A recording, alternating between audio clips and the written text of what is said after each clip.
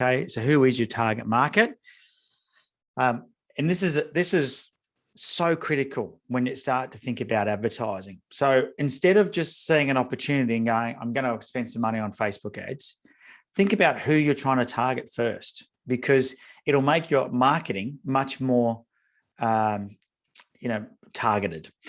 If you're going to target past customers, then that's easy. Who are you going to target? I'm going to target past customers, and then you can write down about, what was it that made them a customer? What was the problem that they had? And, what do they look like? You can get very clear about that. If you're targeting a new group, then you're going to have to do a bit of research. You're going to have to go, well, who are they? Where do they live? What do they look like? How much money do they have? What sort of jobs do they hold? What sort of cars do they drive? What sort of restaurants do they visit? What sort of life do they lead? Do they have kids or not have kids? Are they young? Are they old? Are they male? Are they female? You're going to have to think about it in detail. Now, the way that I like to do this is I like to think about, when I'm thinking about who is my customer, is I like to think about my favorite customers and then start writing down what their attributes are when I'm building who my ideal client looks like, because you really want to think about who they are. And then, here's some questions that you can ask. You can write these down if you want. How old are they? Very important, because different age brackets will respond to marketing in different ways. A lot of people actually are surprised how many older people are responding to Facebook marketing. So don't think for a minute that you can't use Facebook to reach older people, because you can.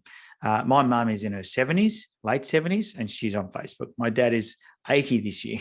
He's on Facebook. What problems do these people have? I already took you through that POD formula. If you don't know what problem you solve, then you're in trouble. You've got to start there.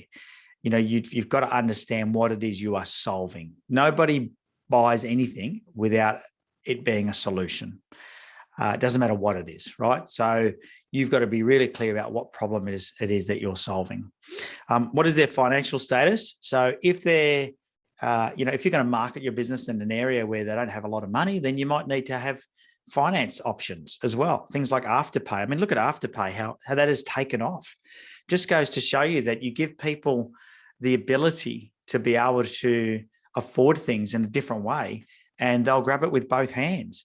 And sometimes that can be, the challenges that people are faced with. I remember my very first sales job was selling Kirby vacuum cleaners.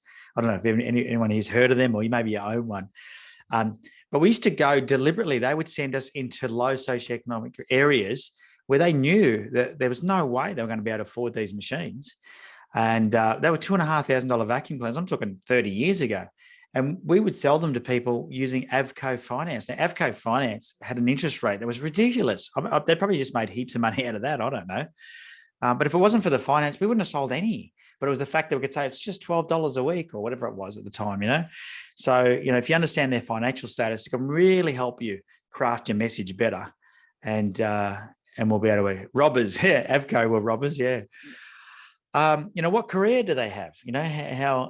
What sort of career are they? Are they, blue collar, white collar professionals? Are they tradies? Are they nurses, doctors? You work out what they are. What values and beliefs do they have? Sometimes it's good to understand that. Where do they live? Geographically, where are they located? Understand that. How do they look for information? Do they use Google, YouTube, ask friends? Are they, are they more careful? Do they go to trusted advisors?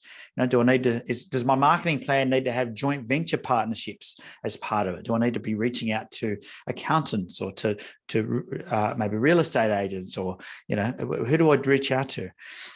What connections do they have? Are they, connected to other parents? Are they connected to schools? Are they connected to hospitals? Are they connected to libraries? What are they connected to?